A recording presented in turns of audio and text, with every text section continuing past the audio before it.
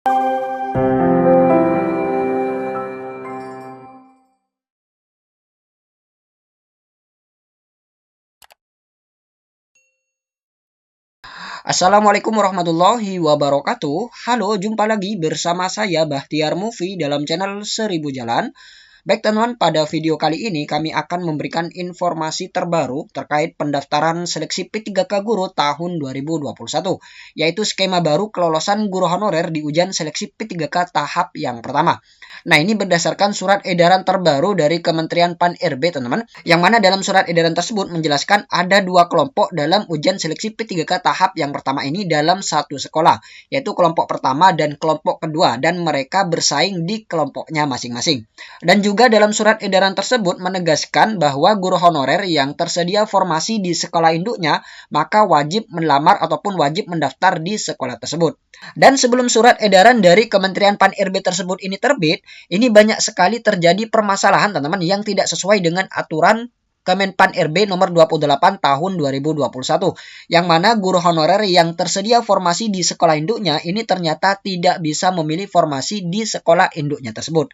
Nah, berdasarkan kasus seperti ini, kemudian Kementerian Pan RB menerbitkan surat edaran terbaru yang menegaskan kembali bahwa guru honorer yang mengajar di sekolah induknya ini wajib mendaftar di sana.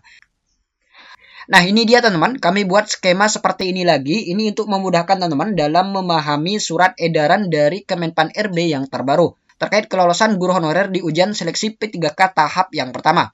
Kami misalkan di Kabupaten Noah, ini misalkan di Kabupaten Noah, di sini ada dua SD, yang pertama SDN Gayam dan SDN Botolinggo. Di SDN Gayam ini membuka 3 formasi guru kelas dan 2 guru honorer yang mengajar di sana, yaitu Lukman dengan ijazah S1 PGSD dan Lanlan dia memiliki ijazah S1 PGSD. Sedangkan di SDN Botolinggo ini tidak membuka formasi dan ada 2 guru honorer yang mengajar di sana, yaitu si David S1 PGSD dan juga si Aril, dia memiliki ijazah S1 PGSD.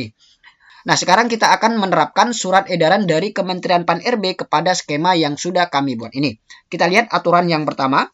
Dalam hal kebutuhan P3K tersedia di sekolah tempat pelamar mengajar saat ini, pelamar wajib mendaftar di sekolah tersebut selama sertifikat pendidik dan atau kualifikasi pendidikan sesuai. Nah, ini sudah sesuai dengan aturan Permen Pan-RB nomor 28 tahun 2021. Nah, jadi berdasarkan aturan yang pertama, jadi guru honorer yang mengajar di SDN Gayam ini, yaitu si Lukman dan si Lanlan, karena dia memiliki kualifikasi pendidikan yang sesuai dengan formasi yang dibutuhkan di SDN Gayam, maka wajib guru honorer tersebut mendaftar di SDN Gayam tersebut. Nah, jadi si Lukman dan si Lanlan ini wajib mendaftar di SDN Gayam karena tersedia formasi yang linier. Nah, jadi otomatis si Lukman ini akan mengunci satu formasi di SDN Gayam ini, kemudian si Lanlan juga akan mengunci satu formasi di SDN Gayam ini. Nah, jadi seperti ini teman-teman, aturan yang pertama. Kemudian kita lihat aturan yang kedua. Jabatan yang sudah dilamar oleh pelamar sebagaimana dimaksud dalam angka 2 tidak dapat dilamar oleh pelamar yang berasal dari sekolah lain. Nah, jadi jabatan guru kelas yang sudah dilamar oleh si Lukman dan juga si Lanlan ini, jabatan ini sudah tidak bisa dilamar oleh pelamar dari sekolah lain, teman-teman.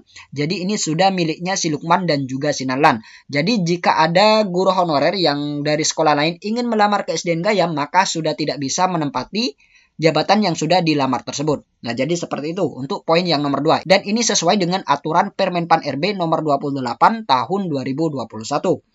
Kemudian kita lihat aturan yang ketiga. Dalam hal kebutuhan P3K tidak tersedia di sekolah tempat pelamar mengajar, pelamar dapat mendaftar di sekolah lain yang masih tersedia kebutuhannya. Nah, kita lihat di sini teman-teman. Di sini di SDN Botolinggo kan tidak membuka formasi. Nah, jadi berdasarkan aturan yang ketiga tadi, ini maka guru honorer yang mengajar di SDN Botolinggo ini bisa mendaftar di sekolah lain yang masih tersedia kebutuhannya. Jadi seperti itu. Jadi si Aril dan si David ini bisa mendaftar ke sekolah lain. Nanti ketika mendaftar di SSCN, maka si David dan si Aril nanti memilih sekolah yang muncul di portal tersebut. Nah, jadi sekolah mana saja yang muncul di portal tersebut, maka dia tinggal memilih saja ingin mendaftar di mana. Jadi seperti itu teman-teman untuk kasus si David dan si Aril. Karena di sekolah induknya tidak membuka formasi. Kemudian selanjutnya ada ketentuan baru dalam surat edaran Kemenpan RB tersebut, teman-teman. Kami sudah menuliskannya di sini. Kita lihat. Dalam hal kebutuhan P3K tersedia lebih dari satu dan terdapat sisa kebutuhan yang sudah tidak dapat didaftar dari pelamar yang berasal dari sekolah tersebut, pelamar dari sekolah lain dapat mendaftar pada kebutuhan P3K tersebut selama sertifikat pendidik dan atau kualifikasi pendidikan sesuai. Nah, jadi ini jika formasinya lebih, teman-teman, lebih dibandingkan guru honorer yang mengajar di sana. Nah, kasusnya ini sama seperti SDN Gayam, teman-teman, yang mana di SDN Gayam ini ada satu formasi yang sudah tidak dapat didaftar dari pelamar yang berasal dari SDN Gayam, karena guru honorernya ini hanya 2, teman-teman. Jadi formasi yang satu ini masih belum ada pelamarnya. Nah, berdasarkan poin yang nomor 1 ini, maka formasi yang ketiga ini bisa dilamar oleh guru dari sekolah lain. Nah, jadi kasusnya si David dan si Ariel ini bisa mendaftar ataupun bisa melamar ke jabatan yang ketiga ini. Nah, jadi seperti itu, teman-teman, untuk ketentuan poin yang nomor 1 ini. Kemudian kita lihat ketentuan poin yang nomor 2. Pelamar dibagi menjadi 2 kelompok sebagai berikut. Yang pertama yaitu kelompok A, kelompok pertama yang berisi pelamar yang mengajar di sekolah tersebut. Kemudian yang B, kelompok kedua yang berisi pelamar yang berasal dari sekolah lain. Nah, jadi berdasarkan aturan yang nomor 2, ini dalam satu sekolah ini ada 2 kelompok, teman-teman. Ada 2 kelompok. Kelompok yang pertama yaitu ini dia, teman-teman. Ini adalah kelompok yang pertama, yaitu pelamar yang berasal dari sekolah tersebut, yaitu dari SDN Gayam tersebut. Nah, ini untuk yang kelompok pertama. Kemudian kelompok yang kedua yaitu, nah ini dia, teman-teman, kelompok yang kedua di jabatan yang ketiga, yaitu berisi pelamar yang berasal dari sekolah lain. Nah, jadi seperti itu, teman-teman, ada 2 kelompok. Nah, jadi 2 kelompok ini, kelompok 1 dan kelompok 2 ini bersaing di kelompoknya masing-masing, teman-teman. Jadi kelompok 1 ini bersaing di kelompoknya masing-masing. Ya, bagaimana supaya dia bisa lolos passing grade. Begitu juga di kelompok yang kedua ini, teman-teman, yaitu si Ariel dan si David ini bersaing bagaimana supaya bisa merebutkan satu formasi di sini. Nah, jadi seperti itu, teman-teman, bersaing dan nantinya diambil nilai yang tertinggi, yang lolos passing grade dan nilai yang tertinggi. Jadi seperti itu. Ini mengacu pada Permen Pan RB nomor 28 pasal 30.